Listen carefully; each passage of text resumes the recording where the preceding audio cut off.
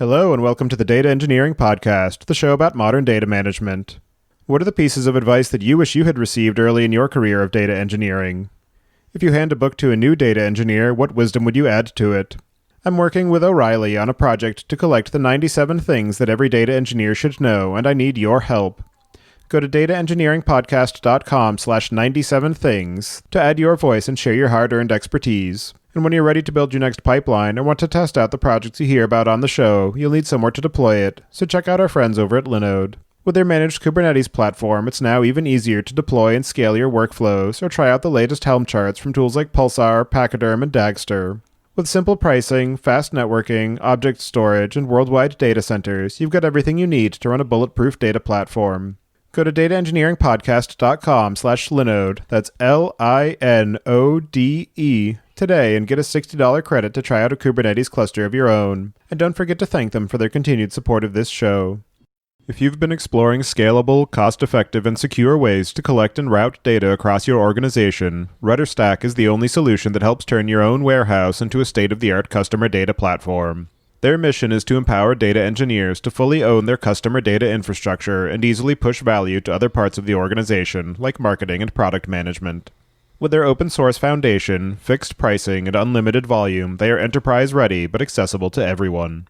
Go to dataengineeringpodcast.com/rudder today to request a demo and get 1 free month of access to the hosted platform along with a free t-shirt. Your host is Tobias Macy, and today I'm interviewing Pardew Gunam and Mars Lan about DataHub, LinkedIn's metadata management and data catalog platform. So Mars, can you start by introducing yourself? Hello, I'm Mars. I'm the tech lead for the metadata team at LinkedIn. I joined LinkedIn about 3.5 years ago to lead this fledgling metadata team back then. This was kind of actually my first dabble in the data world. Prior to that, I was mostly working in cloud infra related project. But I do believe that coming from a different background actually sort of bring new ideas to this area. And I was able to, so I believe that coming from a different background helps to bring new perspective into this area. And I certainly hope that DataHub will be the proof of that. And Pardew, how about you? Pardew Gunam from DataHub team. I am the engineering manager on this team for the last couple of years. So in my first 4 years at LinkedIn, I worked on various data analytics platforms and projects. On various occasions, I really felt a necessity for a good connected metadata story to solve a lot of the data problems holistically across systems. Then I started working on tracking systems, operational tracking system, and eventually saw the whole big picture around the metadata and moved to the metadata team at LinkedIn. Having the customer perspective of the requirement of such a metadata system definitely helps me to understand the key pain points which DataHub needs to solve for its users. And Mars, you mentioned that you hadn't had much experience in the data space before working on DataHub, but do you remember how you first got introduced to data management there and a little bit of the experience of getting started with it? Sure. I mean, it's not like I have zero experience with data, but data at Google is very different from data outside of Google. So I mean, I did work on some, simple sort of MapReduce or Flume as, the popular framework adopted at Google. So for data processing and whatnot, but certainly not in the analytical world, certainly not doing all these fancy queries and that sort of stuff, dashboarding and all that. But I do feel like coming in here, it's fairly easy to relate because, even though I work in the infra area, it is still technically big data we're working with, except it's mostly sort of online data with databases and whatnot. So it's not like a complete foreign territory. But I think it definitely, joining LinkedIn and joining the data team, open up a new world to me where I see how, actually these data can be used in all sorts of different ways offline and then being able to produce magical results there. And Pardew, do you remember how you first got involved in data management? Yeah, like I said, I was working on one of the projects to trace operational issues for a lot of metrics which are computed on a platform called Unified Metrics Platform at LinkedIn. And a lot of these issues are actually related to the connectedness between across systems, and it's never the problem within one system. So that problem, that single project got me hooked into a lot of metadata related projects and interested in this particular team, which is solely focused on solving the data management using metadata. And so you mentioned that you're working on metadata management, you're using DataHub, but can you give a bit more of an overview about what the DataHub project is and some of its backstory? Sure. So we published this engineering blog post on LinkedIn's engineering blog site about a year ago. So the title of the blog is called DataHub Generalized Metadata Search and Discovery Tool. And it actually has a pretty decent sections on the backstory. And then it's actually quite an interesting backstory. I'll definitely encourage your listener to go and read the full blog. But, just in short, DataHub is kind of a V3 version of our attempt to do metadata solutions at LinkedIn. And, it's kind of incorporating all the learning that we have from the previous attempts and hoping we do believe that it is a much better product compared to its predecessor. So yeah, definitely I'll encourage the listener to find out more details in that blog post. And you mentioned that this is the third iteration of metadata management at LinkedIn. I'm curious, what were some of the challenges that you were facing in terms of data discovery and metadata management prior to building the current incarnation of DataHub, and what was lacking in some of the previous solutions that motivated you to rethink and redesign the overall platform? Sure. So the sort of whole metadata management started from LinkedIn with a project called Warehouse. This is probably I would say probably 5 years ago when the project was first started, and actually it also got open source. And prior to that, there's actually no such thing exists inside of LinkedIn. That was actually the first of its kind. I honestly don't know. This is prior to my tenure at LinkedIn. I honestly have no idea how people get the job done before then in terms of doing search and discovery, because there's no tools to support that at all. So Warehouse was definitely one of the first attempts that we try at LinkedIn, and it was kind of a natural way that you will approach this problem. And in fact, we do actually see a lot of project out there that is still following this path, right? Which is focus a lot on crawling different sources, getting metadata into one place, and then have a sort of a search backend that allows you to do a Google style search around these metadata. And that's definitely the correct thing to do, in my opinion. If you don't have anything at all, that would definitely be a V1.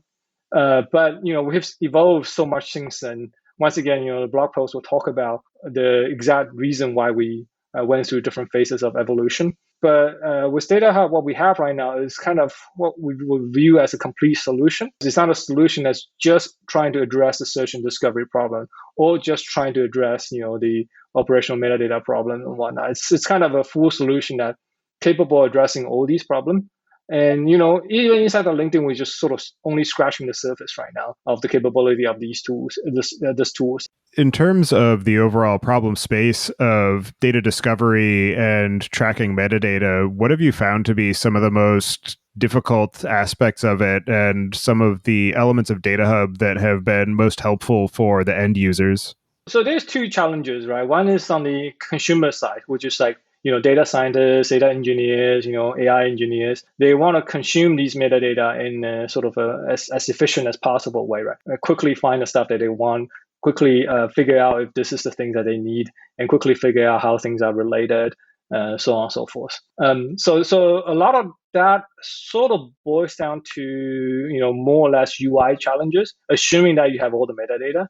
It's about how do you present those information back to the user in a useful way. So then that's a constant challenge from our perspective as well, where we are working closely with UX designer and our customer to make sure that we're presenting information in the way that's most helpful to the users. But I think there's also, on the flip side, is also the sort of gathering or producing, if you will, these metadata in the first place. And that in and of itself can be viewed as an infra problem, because you want to have a proper infrastructure that's able to ingest all sorts of different metadata from all sorts of different places in a very scalable way. And then I think that is a hard problem, because if you don't have that solid foundation, it's very hard to build useful things on top. And I think that's definitely one of the DataHub's differentiator, in our opinion, where we do believe that we have a very strong infrastructure and we create something that's general enough that can be used to present sort of pretty much any sort of metadata you want to throw at it without having to re-architect the whole thing every time.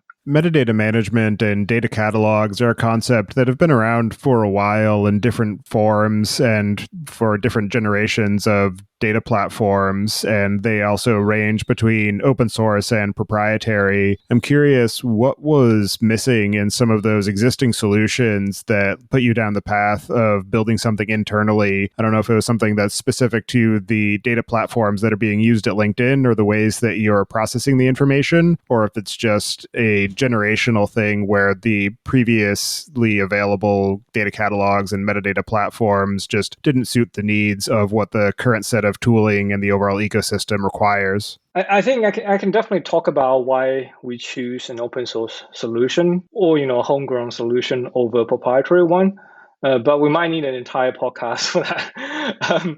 But it's sufficient to say that it's not very uncommon for companies who want to capture highly customized metadata or to integrate with their in-house solutions, right? So having access to the source code is almost a must in those cases. And also, what we heard fairly commonly from our open source customers is that a lot of time they don't want to lock themselves into some sort of proprietary solution, right?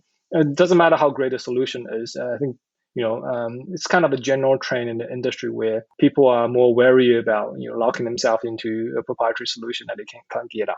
So I would say open source is, in my opinion, is definitely the way to go, especially for something that's so going to be widely integrated within the organization. Not having open source is almost, in my opinion, not a acceptable solution. In that case, I wouldn't dig into what are the available proprietary solutions out there because there are quite a few of them out there, but I don't think it's an apple-to-apple comparison in that case. So on the open source front, to be honest, there's actually only a handful of projects in this area if you search.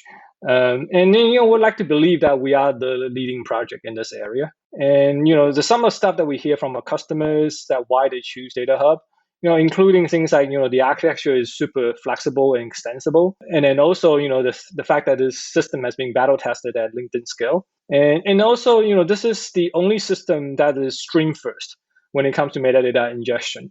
In fact, the whole stream, or Kafka, to be more precise, integration is throughout the system. And then it also builds on top of, kind of a more modern big data architecture where pretty much everything can scale up and down the stack. And, I think also, most importantly, a lot of people told us that we have an awesome team and very responsive team behind the project. And that's the reason why they choose us, because they believe that we will keep driving the project in a direction that will, improve in terms of features and whatnot, and then fit their need if it doesn't fit the need today. So that's kind of it. Yeah. And as far as the end users of DataHub, who is the target audience, and how has that particular focus helped to direct the features and the design of the DataHub platform? We have identified we have categorized the audience for DataHub into 4 categories, into 4 major personas. The first one is data producers and data consumers who interact with the data on a regular basis. The second one is the data operators who need to understand the data flow and health of the pipelines that process or move this data for these data consumers and producers. The third one is an interesting persona from the organizational leaders, all the way from CISOs or CDOs to engineering managers who are interested in getting the bigger picture of the data ecosystem with respect to privacy or usage or how the data flows within their org or team. The fourth one is DataHub goal is beyond being just a data catalog. It truly acts as a centralized metadata store for other data systems as well, to operate their data ecosystem better. It acts as a source of metadata for all these systems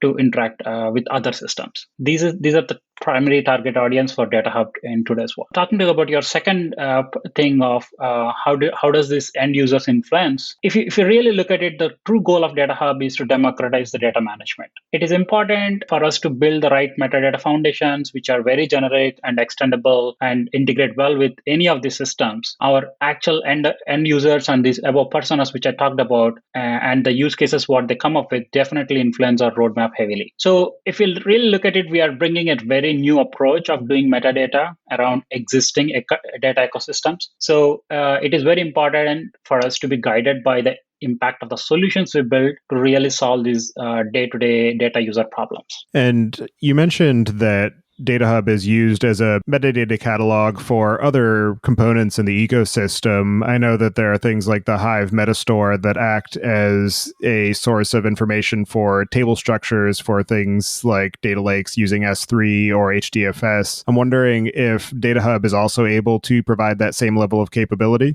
So yes, I think we pride ourselves as being a generalized metadata store or services. So that is certainly possible. But I think Hive Metastore is a special case in the sense that unless you have a drop-in replacement for it, it has a deep integration with a lot of big data tools out there. So even if you have a comparable service or even better service for that matter, it's very hard to replace Hive Metastore in an instance. So I don't think that's our goal to replace Hive Metastore.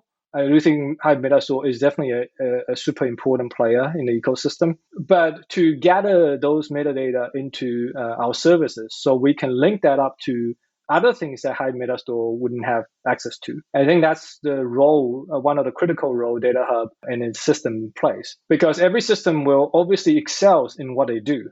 Every metadata service in different ecosystem, they will definitely be extremely good at what they're doing. But very few of them will have any interest in linking up their stuff with somebody else's stuff because that's just not part of their charter. And I think this is where DataHub will come in and say, yes, we will be that player where we will gather these metadata from other places. And for the cases where there isn't a metadata service, DataHub has certainly been used as that. And in fact, inside of LinkedIn, there are multiple cases where we're creating a brand new metadata service.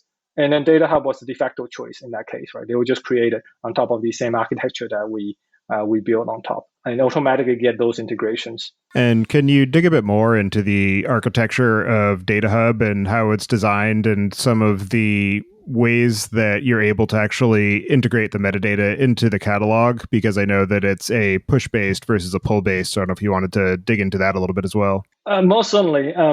So instead of going into like the weeds about how each little things was implemented, I'll stay a little bit high level here and talk about the principle of our architecture, because the details could change over time. We know that, but the principle hopefully won't. So there's three principles that we build DataHub on top of. So the first one, like you mentioned, string-based. So everything, all the ingestion, all that happens should happen through a push. So for a system that doesn't have capability to push, you can still write a crawler to crawl the system, but then push out those things through Kafka. So the actual ingestion, the main way of ingesting is through Kafka stream. So the benefit of doing that is, hopefully all your listener would be able to relate almost immediately, because Kafka is not something new here. But first of all, it allows incremental ingestion, right? So you can, whenever something changes, only at that instance do you actually push out the change. Of course, that's a lot more efficient than trying to do a snapshot every day or every hours for that matter. And of course, also there's the near real-time benefits as well, right? When something change, some metadata change, you get notified immediately and take action if you want to. So not just the ingestion part of it, actually we take this to the extreme, right? In fact, any metadata that get gathered or directly authored on DataHub will also have a change stream coming out of it, right? So there is actually you can imagine a standardized metadata CDC stream coming out of DataHub, where you can then build application that's trigger based on top.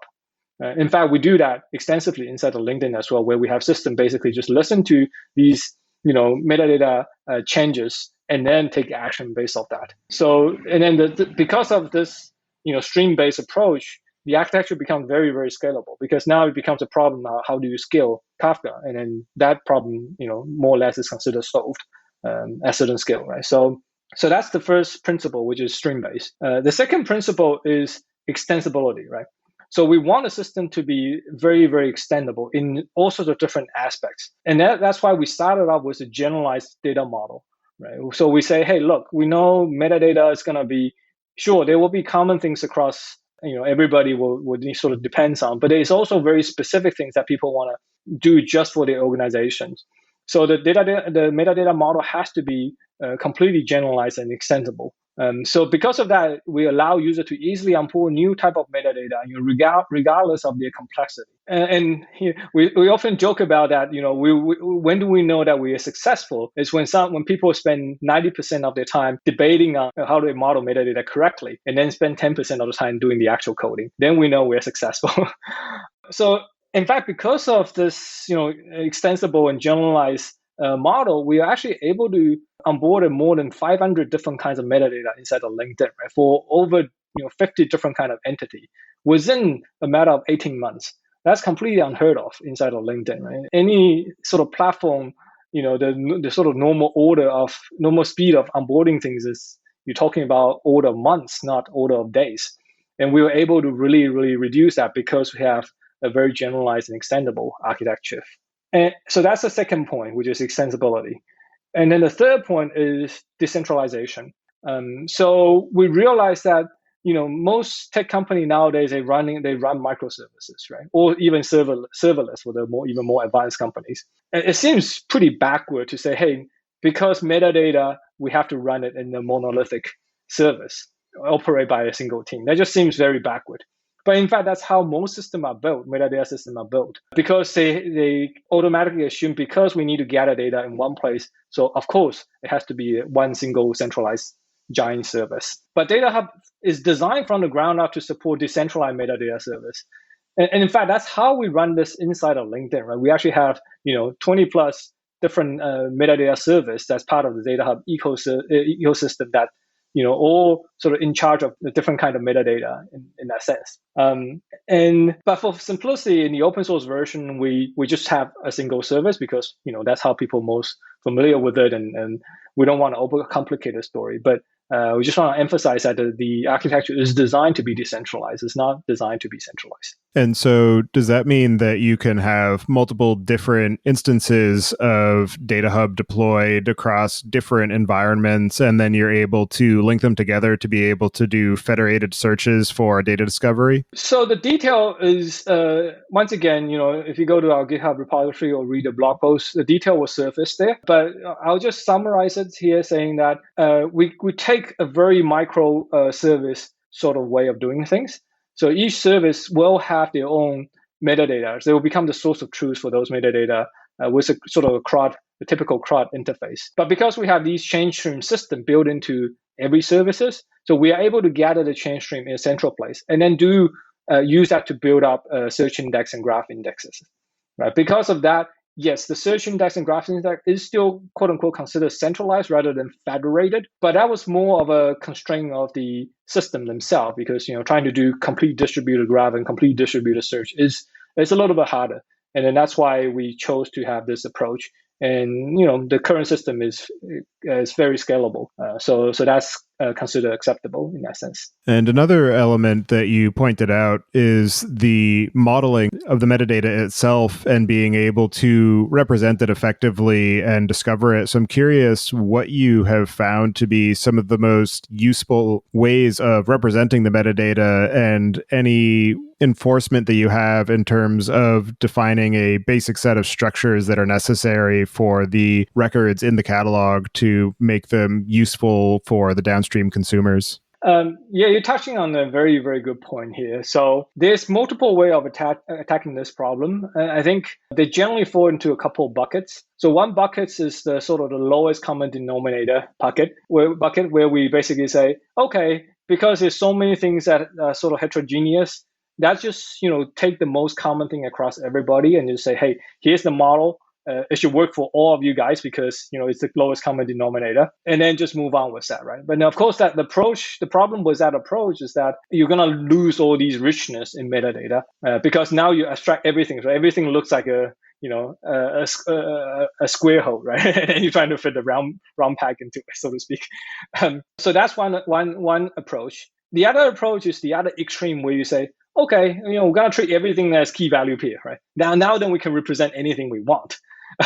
So if everything just a key and a value, and the value can be arbitrarily complex if you want to, or can be mapped within the map within the map.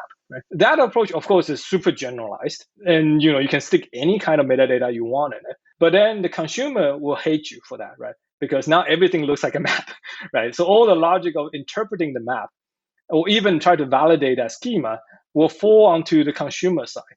And then nobody will like that sort of interface because there's no guarantee on, whether this API will even maintain backward compatibility going forward. So that's the second bucket.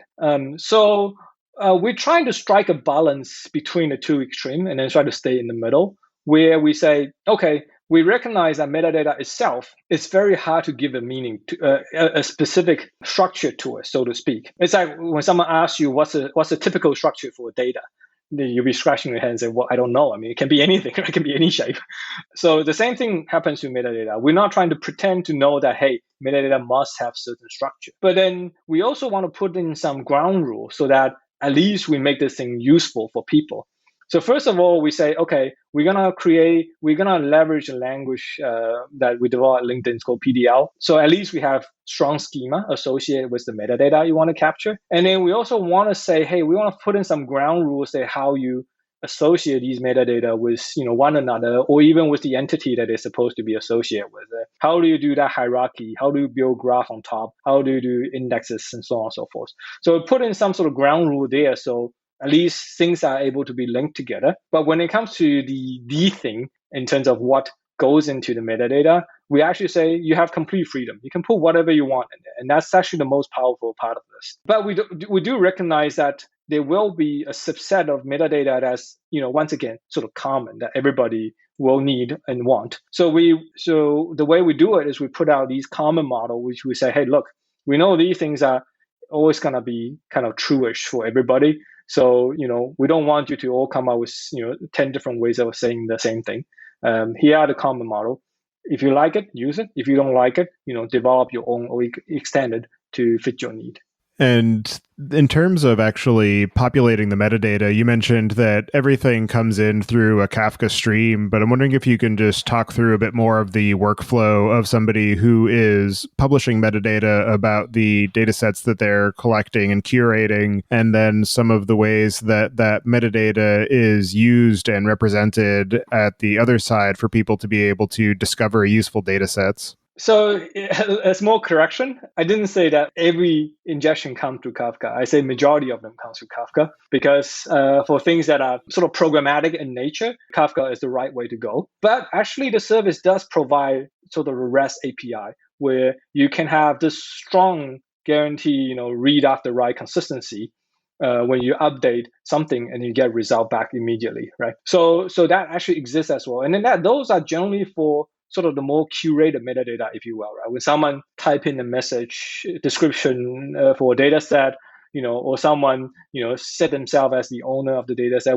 So almost like always when the human is involved, you kind of expect that, read after write consistency and then through a REST API. You don't expect you send the Kafka and then, wait for a few seconds and see that appear. That's just not natural for, especially when it comes to web app, right? And it's kind of the expectation, if I change something, I expect to see it change immediately. So we have both avenue, and then they are sort of, dedicated for different purposes. Yeah, so that's kind of on the integration side. Sorry, what's the other question? Sorry, I think you were asking two questions.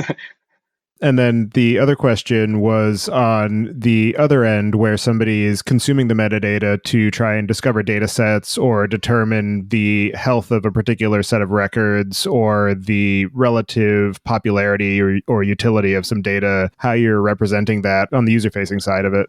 So on the consumer side, essentially, how do you consume the metadata? Once again, they are actually at least three different ways you can do it. There is, similar to the write path, there is the API path where you can call the REST API to get things. And we're actually working on a GraphQL-based API to make this even easier for everyone. So that is definitely there. And then I think that will be the majority of the cases that web app will be calling those API. And the nice thing about it is that your metadata was structured to start with. So your API was also structured. And they actually look exactly the same as your model. Everything is generated, so to speak, from the same model. So that way, you kind of exactly expect what to get in return from the API. So there's that. And then the second part is, I think I mentioned before, the Kafka stream, the change stream. These are more for near real time sort of, action-based triggers and not necessarily API web, but you think that, web can leverage that as well if they want to. So there's that. And then once again, whatever go onto that stream is exactly the same model that you define in the first place, metadata. So the consumer will actually there's no surprise from the consumer point of view. They don't have to transform the data further in order to map it into the expectation, because the expectation is what go in there in the first place. And then the third one, which is, probably less obvious, but because of the change stream that we have, we actually do stream that to offline and then create essentially a real, a delay version, but close to real-time version of the offline data set for the metadata. And this is geared obviously towards analytical use cases where people want to say, hey, I want to look at all the data set, all the dashboard that we have that happen to be, not used by anyone for the past 12 months and blah, blah, blah, etc. So those are kind of the three ways to consume the metadata, if you will. Yeah, just to add to that, the part of the question you asked also is about search relevance and the relevant data. How do you provide it to the consumers? There are certain aspects in our web app consumption where the search relevance is kind of there are provisions where the domain owners or the data producers can tune in the relevance for the particular data type. And there are also some work around some personalization based on what you have done or how you interact as a consumer with other data ecosystem. Those signals are taken in, like what team you belong and things like that, to provide like more personalized data discovery for you. And then another element of metadata management is versioning of that information so that you can track when schema changes occur and then being able to ensure that the downstream consumers are using an appropriate version of that metadata for the point in time at which the source data was produced. So I'm wondering how you manage to store and represent the versioning of that metadata so that you can retain that information for the useful duration of its life cycle. I'm glad you asked that, because that's once again what I believe that is one of the main differentiator of DataHub, because everything is versioned by default. In fact, we get complaint from people saying that you guys version too many things. Can I tune it down? And the answer is yes. You can choose how many versions you want to retain, or even do a time-based retention if you want to. One of the early design choice that we made was to make all the metadata immutable. So every change will result in the new version being captured. And this was kind of critical. I think the schema example you gave was a good example, but it is also when it comes to privacy and compliance related stuff that are human generated. Those things you do want to keep like a detailed track record of how the metadata was evolved, especially if the metadata is actually being used programmatically to make things happen. And if something breaks, you want to know why it breaks. And when someone provided the wrong metadata, you want to know why and when did that metadata went wrong. So all of that is out of the box. You get it out of the box. In fact, if you don't want it, you have to disable it manually. But so that being said, that's what we normally call internally automatic versioning, right? You don't need to explicitly tell people that, hey, I'm on version 1 or version 2. By virtue of me changing the metadata, there's a new version that's generated automatically. There is also explicit versioning where you say, look, I know my version. I'm on version XYZ for the schema or whatever. That is also supported through a different mechanism, but that requires a bit more thinking in terms of how you model it and all that. So I wouldn't get into the details of it. But I think the point is you get automatic versioning out of the box without doing anything at all. And for somebody who's interested in deploying and maintaining an installation of DataHub, what's involved in getting it ready for production and the infrastructure considerations that they should be thinking about and the integration and extension points that they should be aware of for ensuring that it fits well into their deployed ecosystem? Sure. So to simplify the deployment of DataHub, we have created Docker images in the open source where people will be able to just use it, whether they use it in sort of the raw Docker environment or they can use it in a Kubernetes environment if they want to. Actually, in fact, the community contributed Kubernetes and Helm chart support because we actually don't use that internally inside of LinkedIn, right?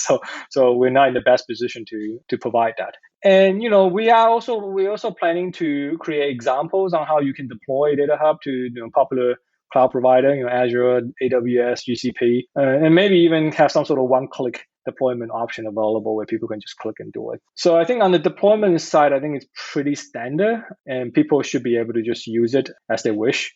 In terms of integration, so there's actually quite a few components used inside our DataHub. Of course, there is, the sort of the app side, web app or backend and whatnot, but there's also storage, right? So in fact, we support, also different storages, sort of SQL-based storages if you want. So MySQL is kind of the default, but you can choose Maria or Postgres if you want. For storing the metadata, we're also working on the NoSQL equivalent, so you can store it on MongoDB if you want. So that's the storing of the raw metadata. but we also use a search as well as graph. And then this is yet once again the strengths of DataHub is when we design it, we make sure that we never marry ourselves to one specific technology. So we want to be able to say, hey, you can pick and choose whatever search engine you want, or you can pick and choose whatever graph DB you want, through higher level of abstraction. Even though now we have we use Elasticsearch as the default search engine, we use Neo4j as the default graph DB. We are working on making this even more generalized, so you can pretty much apply to any existing graph DB or existing search index that you have. That is not the default. So I think in terms of integrating that part, it will only get better if it's not already fitting 90% of the use cases out there. And another interesting aspect of the work you're doing with DataHub is the way that you're managing the relationship between the internally deployed and internally used code that you're building at LinkedIn and the open source project, and some of the conflicts and challenges of trying to keep them both in sync. So I'm wondering if you can talk a bit more about the benefits and motivations for releasing DataHub as open source and some of the ways that you're approaching the ongoing maintenance of the internal and the public code. Let me first talk about the motivations, like why DataHub was even chosen to be open source project, right? Like the answer to it lies really in history of some of the good projects which happened at LinkedIn. Definitely, LinkedIn has always been a champion of open source culture, and some of the popular projects like Kafka, Pinot, Goblin, and Samza has set good examples for us and to drive the motivation around open source. So being a data-driven company for LinkedIn, we definitely have learned and solved a lot of metadata-related problems at scale. We enjoy sharing our learnings and software with other companies. So as an industry, we don't get into this like reinvention of the same solutions around the common unmet needs around data or metadata. We were actually pleasantly surprised with a lot of good contributions already happening to DataHub within the short span of open sourcing, which includes like K8 support and not to discount the great design conversations and modeling prototypes and proposals. The community is already kind of driving some key aspects of the roadmap and product and helping both LinkedIn as well as everyone out there. About how we make change, like how do we deal with the conflicts, or how we are about the merges and all, like maybe March, you can give a better technical answer to that. And I'm glad you bring this point, Tobias. It's once again, we'll probably need an entire podcast to talk about this in details, but it is by no means no jokes, right? I mean, it is not a simple task. And I know it's probably for like a new startup or cloud native company, it seems like a very trivial thing, right? I mean, open sourcing stuff is like, let me change my private GitHub repository to public and then call that open source. But for more like sort of the more established company, big tech company, they tend to have like very, very deep integration with their in-house solutions. And, even when it comes to source code management and, CI/CD and all that sort of stuff, they're not using like what everybody else is using out there in terms of what's available. So trying to maintain that is definitely no joke. I think we actually have a blog post as well on that specifically. It's called Open Sourcing DataHub, LinkedIn's metadata search and discovery platform, and also on LinkedIn's engineering blog. So you can find the detail there. But in short, we actually have to develop custom tooling for us in order to be able to keep the two repository in sync. And so it is definitely a lot of work upfront, but it actually gives us a huge benefit in terms of being able to open source at all. Because a lot of time, if you don't develop a project as open source first, and trying to open source it at a later stage can be a very, very painful task, because you would have probably taken on a lot of internal dependencies, and then it's very hard to, unless you are very, very conscious about every single design that you put out, it wouldn't put everything behind a nice interface. But if you say, okay, we can only open source when everything is nice and clean, guess what? That would never happen, because nobody will say, that's past all the development for a quarter, 2 quarters just to do open source, right? That is not possible in reality. So the tooling that we develop sort of once again try to strike a balance, making sure that we can move very fast internally without being slowed down by open source, so to speak, because we have to do all these 9 things and whatnot. But at the same time, we can also open source our code as quickly as we can. But also on top of that, pave a pathway where we can reduce all of these non-interfaced things into nice interface, refactor them into nice interfaces over time. So the end goal is to say, whatever runs in open source should be 90% similar to whatever we run internally, and everything that's different can be easily loaded as a plugin sort of style. That is definitely the holy grail that we're moving towards. And then developing these tooling will allow us to move towards that, rather than saying that we have to move there first before we can even open source the first line of source code. And as far as the ways that you're seeing DataHub being used inside and outside of LinkedIn, what are some of the most interesting or unexpected or innovative ways that you've seen it deployed and implemented? Definitely a lot of interesting lessons throughout this journey.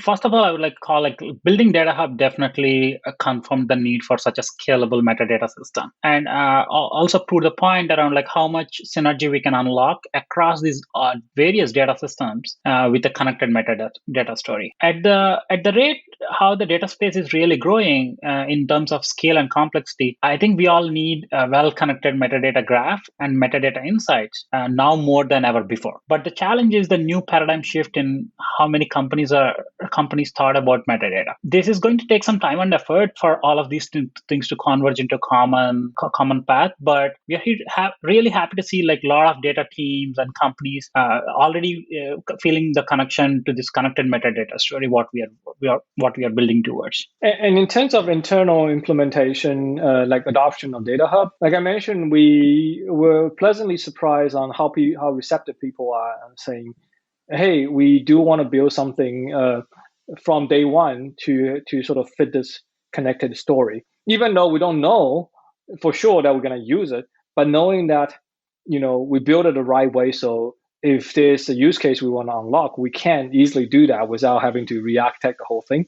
That, appeals to a lot of people. So we have internally, we have a lot of AI infrastructure built out, sort of just, around based on the DataHub architecture. And all those rich metadata is sort of available at our fingertip if we want to get access to it. We have too much on our plate right now in terms of use cases and whatnot, but I'm pretty sure later on, someone will start asking questions and say, hey, can we leverage those metadata to do other things? And we'll be very glad to help them. Yep, we have Node already linked up. We just need to find the right query to query it, and then a right way to present the data back to them. Just to add, I think doing this type of metadata is more like a discipline or like a culture which we should drive to reap the benefits in the long term, rather than very short use cases which we are seeing right now.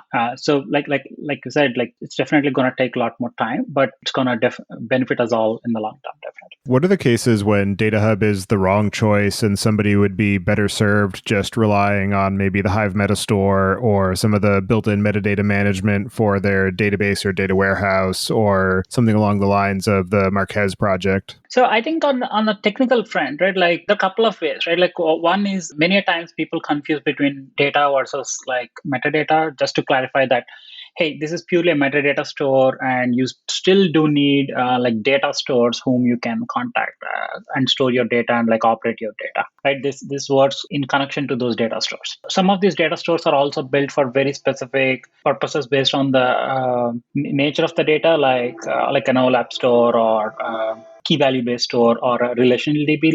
Those things cannot be replaced, right? This metadata has to work in tandem to that. And on organizational front, this kind of a scaled metadata system or a DataHub kind of a solution really doesn't give a lot of return of investment if you don't have more than 10 people in your organization who is dealing with data. So we have found that it definitely yields a lot more benefits beyond that scale. But we have also seen a lot of startups who are planning to grow their data ecosystem coming and doing an early adoption with DataHub with an intention of having an early engagement and building that metadata discipline early into their data culture. In other words, if you have a guy in the company or girl that you can just go to and say, hey, tell me everything about all the data assets that you have in the company and how they're related, if the person can answer that easily, then you probably don't need a catalog or the metadata system at that point. As you continue to build out DataHub and support its use within LinkedIn and engage with the open source community, what do you have planned for the future of the project, or particular areas of contribution or feedback that you're looking for? Yeah, so as I mentioned earlier, it's only been 6 months. We open source DataHub, but we are really excited to see a lot of interest and early adoptions happening through our open source community. The community is definitely playing a good role in driving the roadmap and adoption, right? We conduct like monthly town halls now, and there is good participation and like very interested questions being asked and like engagement happening over Slack channels or individual session, like meeting sessions and things.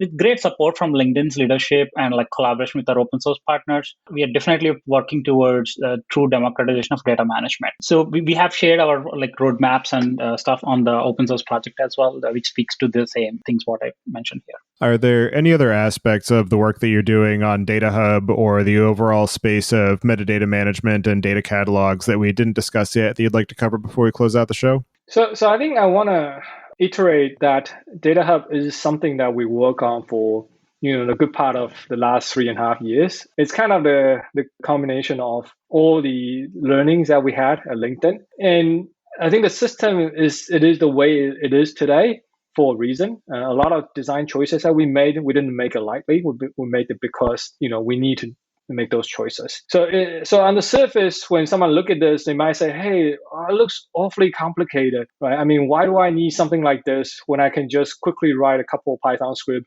and then create a Flask app and then just run with it, right? Why do I have to go through all these trouble of being disciplined about getting the metadata in and then try to create a graph out of it and all that sort of thing? And I think the answer is very simple. Right? We've been down there, we've been through that, and we got burned pretty bad as a result of it. And then metadata is one of those strange things that it is cross-discipline and it's cross-org, it's cross-team by nature. Because without those integration, without those ingestion, the metadata itself doesn't have any value. It's when you are able to start linking them together and start keep growing it in all sorts of different dimensions, both in scales, complexities, richness, and all that, is when you are able to really truly unlock the value of metadata. And we do believe that DataHub has that capability. And we maybe a year down the track, you ask us to come back and then present our V4. Who knows? But hopefully for now, we're pretty sure that the architecture is battle proven and it's definitely good for what the foreseeable future. So that's kind of the sort of the closing thoughts I have on DataHub. All right. Well, for anybody who wants to get in touch with you or follow along with the work that you're doing or contribute to the work that you're doing on DataHub, I'll have you add your preferred contact information to the show notes. And as a final question, I would just like to get your perspective on what you see as being the biggest gap in the tooling or technology that's available for data management today. Yeah, thanks for asking this. Like, I think the answer to this lies in the true nature of metadata, which is really highly connected with each other, right? So most of the tools and technologies out there, what we have really focuses more on very specific use cases of metadata, like either cataloging or compliance or just lineage or access control, etc. However, we believe that like these are all different verticals built on top of a connected metadata graph, and they cannot work in silos. Our focus is really to build world-class metadata infrastructure that surfaces the metadata graph to support any of these use cases. You can view the DataHub, the web app. What we have on the surface is just the search and discovery aspect use case on top of this graph, and you can see a lot more applications like this, which can be built upon the fundamental metadata graph, which we are building underneath. That's I see is a major differentiator or the biggest gap with respect to what we have outside and what we are working towards. I can also add a little bit more after this. So there's also one thing that we did observe in the industry is that you have sort of the two groups of metadata, quote unquote, services or application, right? One is very much geared towards operational. So like high metastore will be the typical example where it's all about operational metadata, and it's going to be used extensively in a programmatic way in production. On the other side, there's also groups of product that focus purely on search and discovery, right? Saying that, hey, they treat metadata mostly at read-only at that point, and then the consumption is all human-based. Our point here is that there shouldn't be two different systems. You should have one system that's able to support both scenario, which means the system has to be super scalable because it has and reliable because it has to support operational things. But then it should also be super flexible that you can build all sorts of fancy apps on top. Right? So we do believe that DataHub is one of the special project out there where we're trying to target both, not just one or the other. Well, thank you both very much for taking the time today to join me and discuss the work that you've been doing with DataHub. It's definitely a very interesting project and one that I've been keeping an eye on since you first released it. And I look forward to seeing where you take it in the future. And I definitely plan on taking a closer look for my own purposes. So thank you both for all the time and effort you put into that. And I hope you enjoy the rest of your day. Thanks, Tobias. Thanks, Tobias.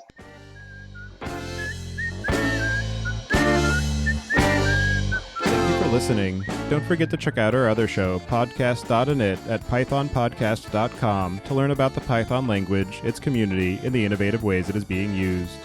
And visit the site at dataengineeringpodcast.com to subscribe to the show, sign up for the mailing list, and read the show notes. If you've learned something or tried out a project from the show, then tell us about it. Email hosts at dataengineeringpodcast.com with your story. And to help other people find the show, please leave a review on iTunes and tell your friends and coworkers.